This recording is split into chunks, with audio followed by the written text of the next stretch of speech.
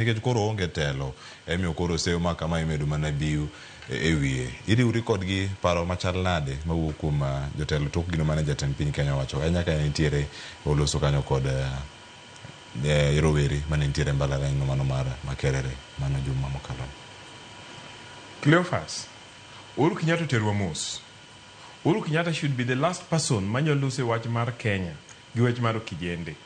One, my ngama during his tenure, Auditor General nowacho, Ouko, nowacho ni no yudo Eurobond billion 500 mano kuchopo Kenya.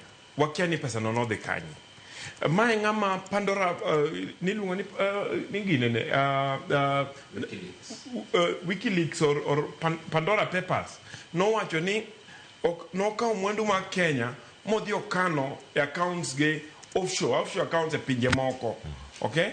My ngama during his tenure economy wa almost collapsed. Makanyo President William Ruto kao telo to yudo ka chiemo onge, yudo ka mafuta kwa nyala afford, yudo ka dollar shoot dhi malo, and so on and so forth because of the mess manotimo in the last 10 years. 10 years mane telo.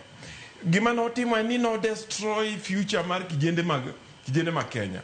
He should be the last person manual lose a watch mar future mar kijende. And in any case, en notimo ango ka en kijana. Okay? En ngama no dongo like a prince. Okay? Nikech ne en gi privilege. En ngama onge kama no struggle, onge ki wacho joma no struggle, onge kama inyalunge nyingo Uhuru Kenyatta. Nika ne en kijana no struggle. Ango miyo kijende jomoko ema koro dwaro ni mondo insight mondo dhi ndara. Dako insight e jomo ma wuode cha kata nyare miluongo nyare cha ken iluongo ni ngawa. Ngina. Iluongo ni ngina. Okaw jomo gi ngina otere mondo odhi oandamana, ogore gi police ndara. Owe insight kijende mag jomoko mondo odhi ohinyre jela. Adwa ni mondo anyis kijende wa especially kijende wa Manyanza ni Uhuru Kenyatta is somebody moko nego nyisgi kama gidhiye.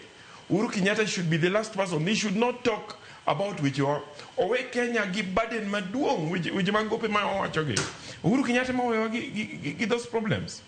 And you know, I feel ga ni pokwa chopo kama we are done gi Uhuru Kenyatta gini.